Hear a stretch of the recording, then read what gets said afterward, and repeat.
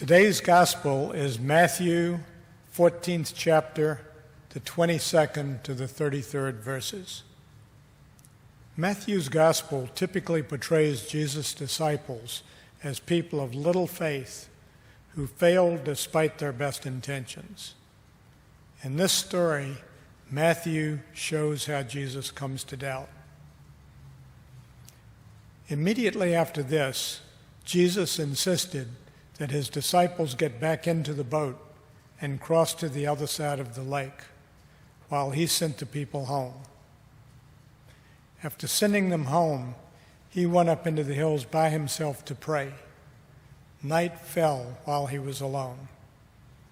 Meanwhile, the disciples were in trouble, far away from land, for a strong wind had risen, and they were fighting heavy waves.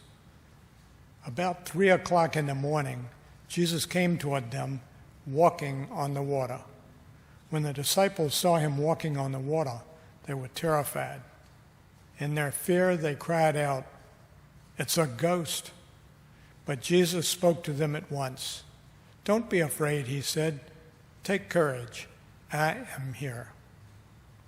Then Peter called to him, "Lord, if it's really you, tell me to come to you, walking on the water." "Yes, come," Jesus said. So Peter went over the side of the boat and walked on the water toward Jesus. But when he saw the strong wind and waves, he was terrified and began to sink. "Save me, Lord," he shouted. Jesus immediately reached out and grabbed him.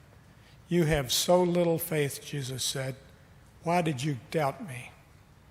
When they climbed back into the boat, the wind stopped. Then the disciples worshiped him.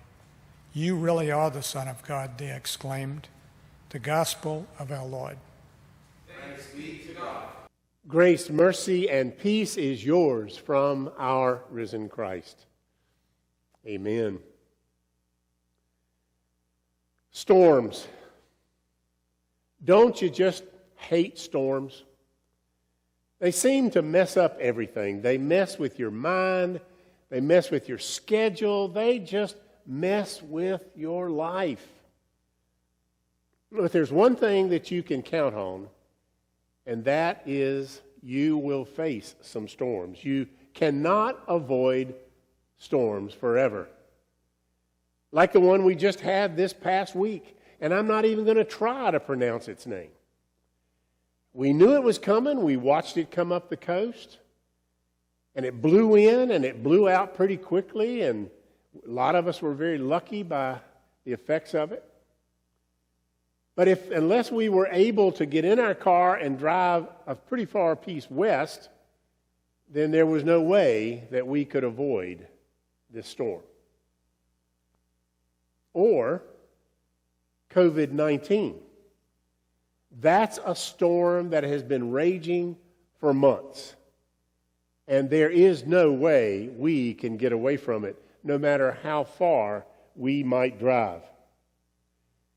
And so the question today is not about how to avoid storms, but it's about what we do in the midst of the storm. And to find that out, let's hear from someone who went through a very bad storm. This morning we are talking about the story of Jesus and his disciples in the midst of a terrible, terrible storm.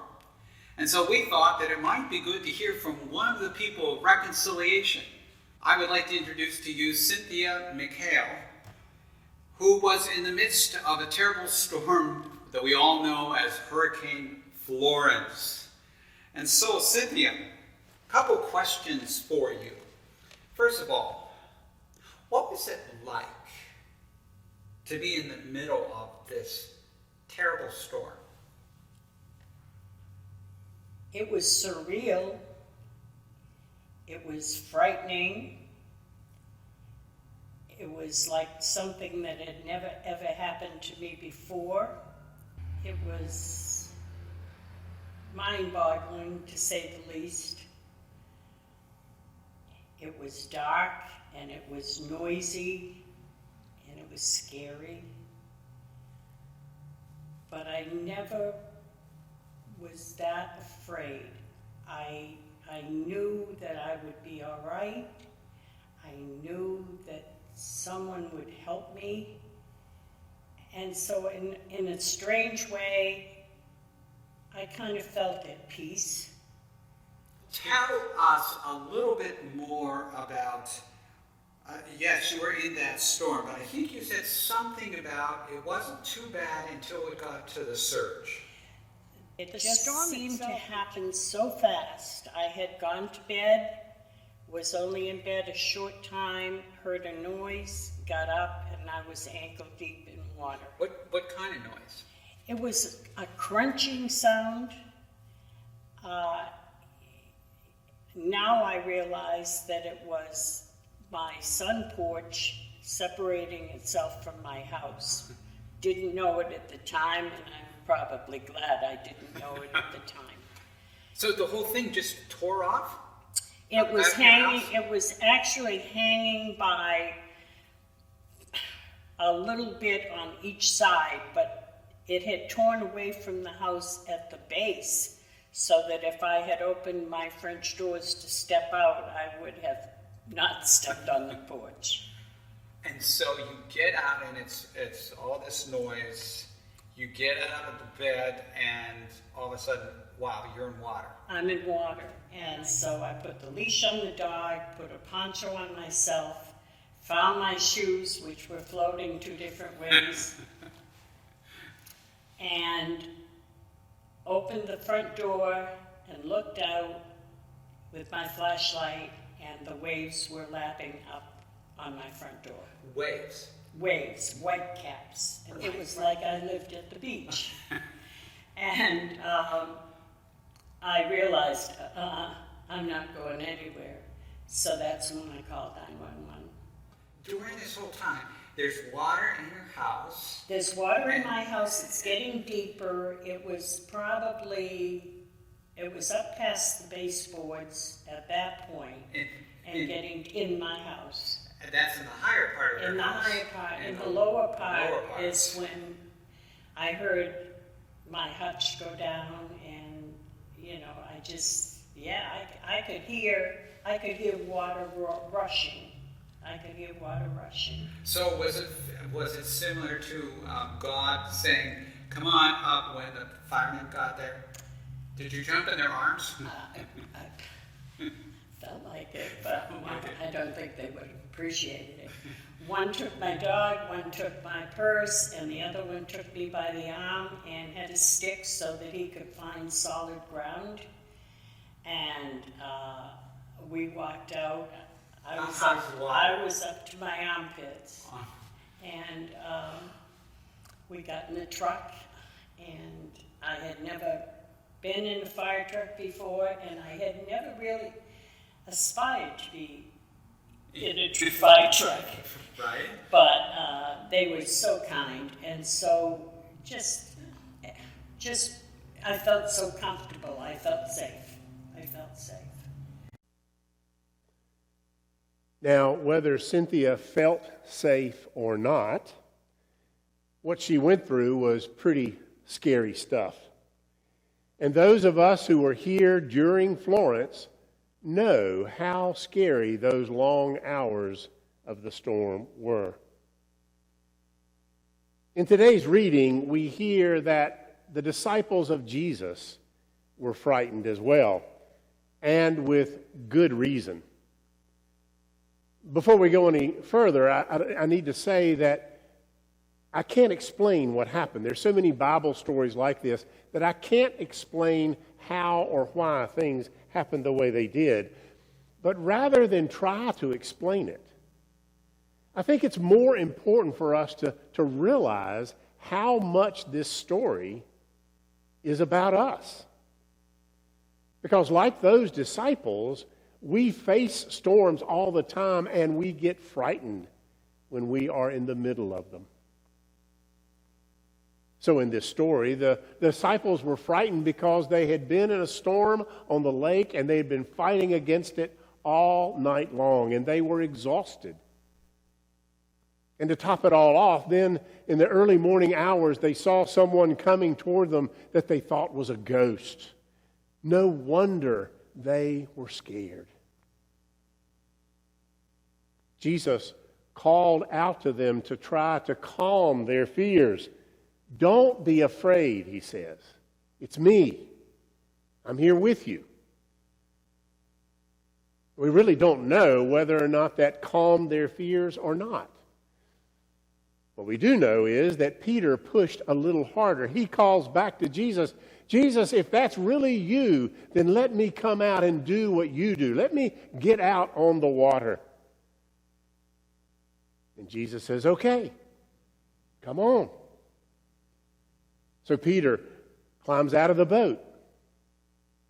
And in very short order, he sees the waves lapping around him, and he begins to get that sinking feeling as he starts to go under. He becomes frightened at the power of the storm, and he should have been frightened. This was a storm that threatened to sink the boat, let alone sink a man.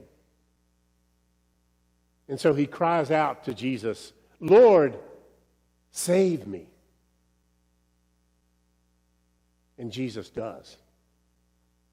He grabs Peter and drags him back like a big fish toward the boat where the other disciples can pull him on board. Those other disciples, the ones who stayed on board to begin with. If Peter is the impetuous one, they are the ones who are not going to be foolhardy.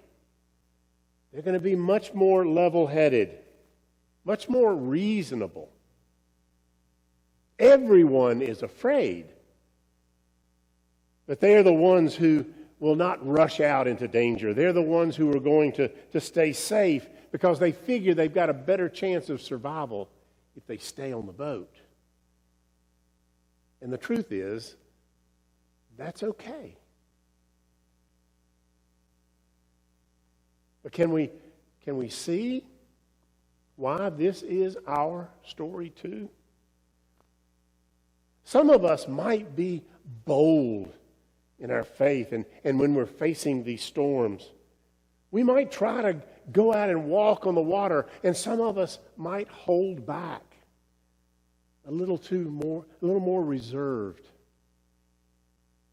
So often in this story, Peter gets lifted up like he's the hero of the story for trying to walk on the water. But the fact of the matter is, there's only one hero. And no, not really a hero, but a Savior. And that's Jesus. And the good news is that he does more than just save Peter. When they all get back together, Jesus says some words that seem to be quite harsh. Have you such little faith? Why did you doubt? It sounds like Jesus is only talking to Peter, but I think maybe he was talking to all of the disciples. And I also think that sounds a lot like what we say to ourselves all the time. Why don't we have more trust, more faith in God? I believe in God, but then I lose my job. I get a bad report from the doctor. My family life is in turmoil, and then my faith begins to sink. I do believe that God is alive and present and active in the world. But then I read the headlines. And I watch the news. And the waves begin to lap around my legs, and I begin to sink. Why do we doubt? We doubt because we're afraid. We're afraid because there are storms all around us. We do have faith, even if it's only just a little bit sometimes, but a little bit is better than none at all. And sometimes we might even try to step out of the boat and be bold and courageous. But it's so easy to get scared again. And we begin to get that sinking feeling, that sinking syndrome. And all we can say is, Lord, save us. You know, if this story was about a bunch of guys who weren't afraid, if they all felt like they could jump out of the boat and strut over to Jesus along with Peter across the water, then this would not be a story about us. Because we both believe and we're scared. Both. Sometimes at the same time. That's why we need Jesus. If we never sank, if we could walk across the water in the midst of our own storms, then we would be the heroes of our own story, and we wouldn't need a Savior. But the fact is, we can't. And we don't. We do sink and we get caught in the middle of our storms that we're not able to manage on our own. And this story reminds us of the good news that we don't have to. This story reminds us that Jesus comes to us in the middle of our storms, reaches out to us, grabs hold of us, and lifts us up. Jesus takes us back to the boat, knowing that we were in the boat to begin with because we do believe, or we want to believe and follow the best way we can. The best news in this story is that whether we are up to our necks in the water or safely hunkered down on the deck, Jesus comes to us to save us, to help us, to give us that promise that God will never give up on us. And that promise is one thing I believe gives us the courage that we need to get through the storms, and the courage that will enable us to take a bold step the next time a storm comes along. Just because we're afraid doesn't mean that we are not faithful. What Jesus is trying to help us understand is that we can't let fear win. Take heart. Do not be afraid. I am with you. Courage, after all, is not the absence of fear. It is rather the ability to stand up and do what needs to be done in spite of our fear, in spite of the storms all around us. Jesus comes to encourage us to do what we need to do to move forward in our storms. And you don't have to take my word for it. Let's hear Cynthia tell us how that's true for her. So, how did you feel this whole experience changed you? It strengthened my faith. I realized that I'm stronger than I knew I was. I appreciate the goodness in people more. I'm just very thankful, and I have a lot of empathy for people who go through similar experiences. In the past, I'm sure all of us have seen water rising in the hurricane in Houston and at Katrina and other places, and you see people being rescued and taken to shelters, and you feel bad for them, but until you've experienced it, you don't really know what it's all about and what it feels like. One last thing. What I know about you, a lot of people could go through that experience and come out of it afraid, kind of stuck in the past, in the loss. But you didn't. You came out of that whole experience with your zest for living and your joy, and you look forward. You get what I mean? Yes, I do. Yes, that I do. didn't trip you up. Well, no. You're forward Yes, kind of gal. and like I tell people, I'm a lemonade maker. I really, I without knowing that until after it's over, but I am kind of a glass half full or a lemonade maker. I've had lemons and I've made lemonade.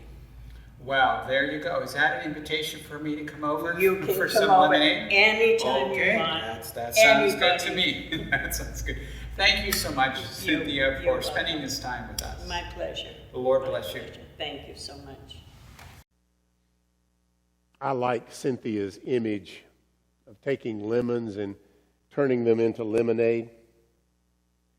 That's a great way to describe the encouragement that Christ Jesus gives to us in the midst of our storms. Because, my friends, we all know storms are real, and the storms do come, and the storms can be scary. And when we get that sinking syndrome, we sometimes feel the need to cry out, Lord, save us. Today we hear in this message from Matthew that when the wind is against us, that's not the end of our story. That when we find ourselves wading through chest-deep water, we have a God that reaches toward us and holds us up because God is not done with us. Fact is, we don't need to learn how to walk on water or beat ourselves up when we get caught in the waves. Because we have a Savior who comes and calls out again and again and again. Do not be afraid. I am with you. Grace, mercy, and peace is yours from our Savior and risen Christ. Amen.